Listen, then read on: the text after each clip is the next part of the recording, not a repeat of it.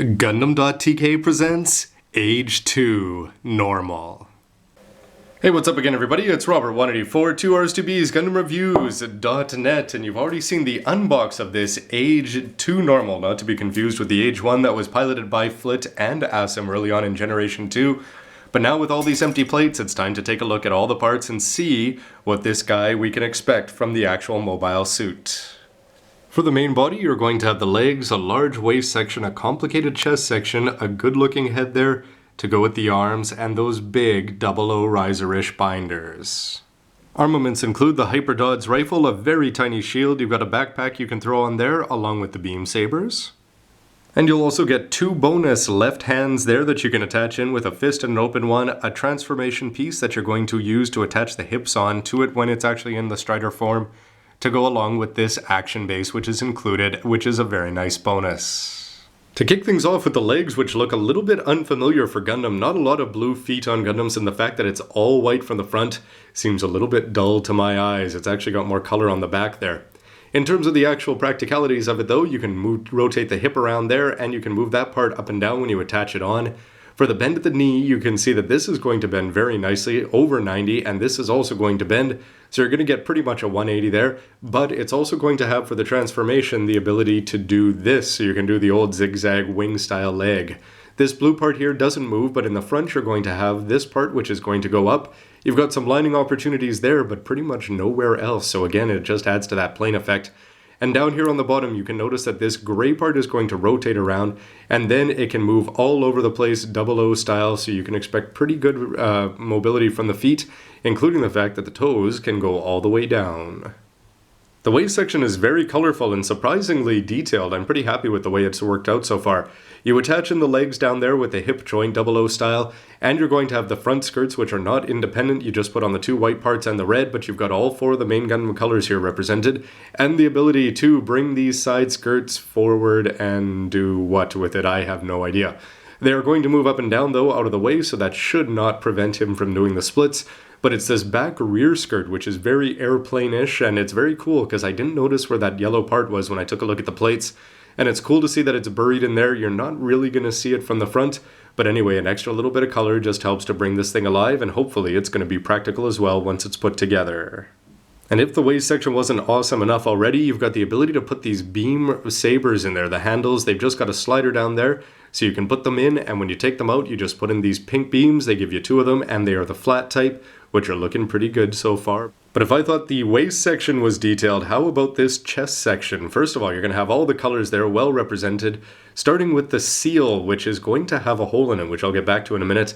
It's got this white piece which attaches on there, and then you're going to put, these are black stickers. It's actually blue under there, so if you don't put the stickers on, you'd have yellow on top of blue, but here you can have some black, which just brings this alive. You've got the red, the blue, the white, the black, the green, the yellow, and the green. So pretty much everything is represented there except gray, which is somewhat surprising.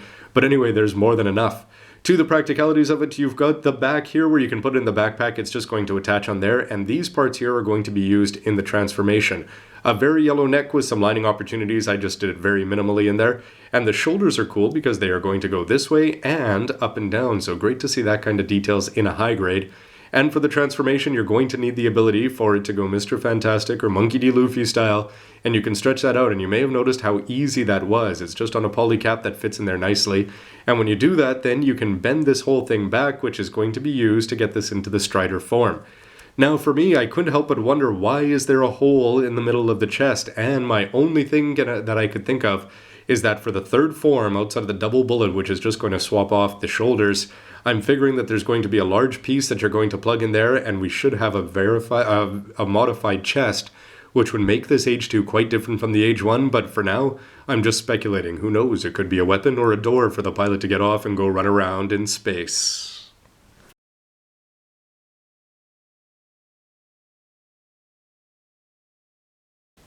The arms are good or bad for a couple of reasons. First of all, mobility is going to be pretty solid.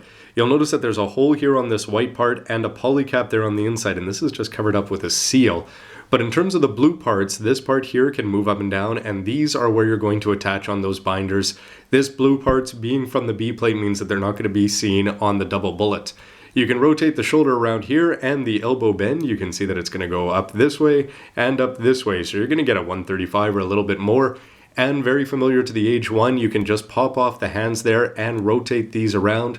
And that's going to come more into play with the left arm where you're actually going to put the shield on. This is the regular closed fist. You're only going to be getting one for the right hand here.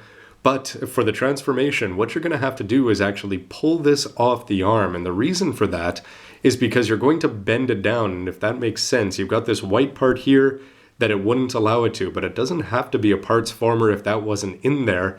But what this is supposed to show you in the front is that you've got this gray part, and this is going to be very, very visible. Otherwise, it would just be white unless they had thought of doing it a different way. You'd think that they could have just shown off the shoulder. We'll see how it actually works when we try out the transformation, but so far that seal is a little bit lacking. No matter how you put it on, it's not going to look great, and I think it may be worse for wear for having that on there. In addition to the two weapon gripping hands, you're going to have this closed fist here and the open, angry, dynamic pose, which is going to be quite useful. These parts though are looking pretty cool with just some gray lining in there, very minimalist touch. And these are not actually polycaps, these are actually from the D-plate when you put them on. But what I've got to talk about is when you put these together, they have these little tiny pegs there. And I figured that these were designed to bend, so the first thing I did was I went like that, and I didn't have any problem with it. Then I tried it again and I heard a snap on another one, and then I realized, oh, you're not supposed to actually bend them. So it seems very silly that you're going to have a round mount there and then you can do this. So anyway, I've got 2 out of 4 that can do this, so maybe I can make some more dynamic poses, but I don't think you're supposed to be doing that. They are just supposed to sit on there and be solid, which is something that I have accidentally become able to do. So how does it work? Well, they just attach on here, which means you could rotate them all around and do all sorts of cool dynamic stuff with that. But otherwise, you're not going to be able to bend them out or anything like that. All you can do is rotate and then bend it this way. So you are going to be limited unless, like I said, you want to go ahead and do some damage. The Hyperdod's rifle is looking pretty sharp because mostly of the blue. Otherwise, it's a little bit plain because there's not the green seals that we got used to on the first Dod's rifle. But in terms of the actual moving parts, you've got this blue part here, which is going to slide out quite nicely. You're going to have a handle here, which is going to move up and down. Just it only comes out that far. And this small gray part here, you're going to take out and rotate when you actually transform this thing. So it's cool that you've got that. You've got one very tiny green seal down there, which you're probably never going to see though.